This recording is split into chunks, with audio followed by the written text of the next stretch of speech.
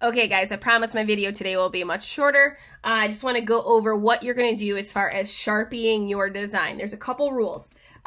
Your kit came with an official Sharpie. It's brand new, so it should have a nice sharp point. But if you happen to have a fine tip Sharpie at home, please feel free to use that. Here's the deal. You cannot, I repeat, cannot use a flare pen. Flare pens are water soluble, which means they're not permanent. And when we go to paint with watercolor, we need to make sure that whatever is on the paper first is permanent.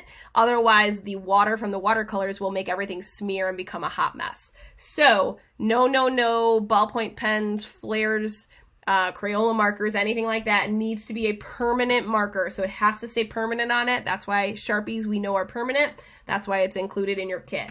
Okay, so try not to veer off too much and use different materials. But if you have an ultra fine point at home, please feel free to use that for the tiny bits, but you don't need it, it's not required. All right, so as far as Sharpieing goes today, the first thing I want you to do is just take a look over your project. Did you accidentally miss a pencil mark that you should have erased so that you don't accidentally Sharpie it as you're kind of motoring through this? Okay, so that's what you want to double check first. And then I always say Sharpie your succulents first. They're the most important. Then we're going to succulent the planter and then the background, okay? So plants first or rocks first, either way. And I'm just carefully tracing over everything. And no, I'm not going to make you watch me trace everything, but I do want to talk you through a few things. Just make sure you're taking your time as you go. And then when we are done, we will definitely take that magic rub and go through and erase everything that remains. So definitely take your time. I've missed a couple lines. That's totally okay because they will get erased when I am all finished. So do not rush through this process. It should be sort of a little bit meditative, cathartic as you go,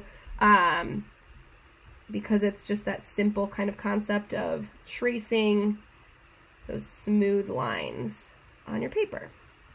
Okay, so again, succulents are first. Finish all of that detail before you go and move on to your planter. Okay, so these will end up being a little bit more stylized because we're using a Sharpie. That's just kind of the nature of the art material, but that's okay. We like it that way.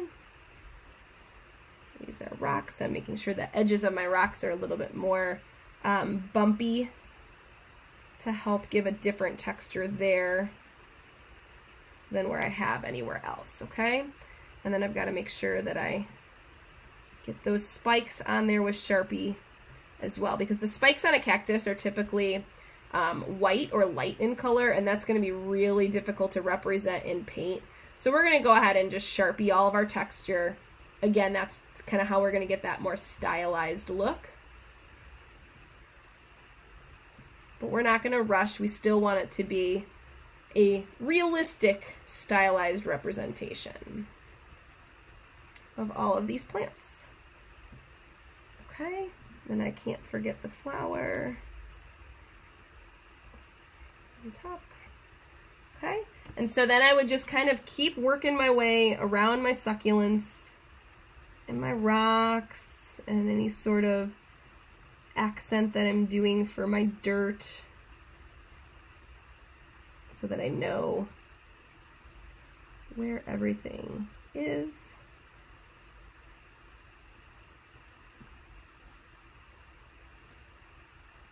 Okay, all right, so I think you get the idea. So I'd work my way again, succulents, planter, then horizon line last. Don't do anything else. I don't want to see you draw anything crazy in the sky. I don't want to see a sun or anything like that. We haven't actually discussed the background at all because we're going to keep the background relatively simple.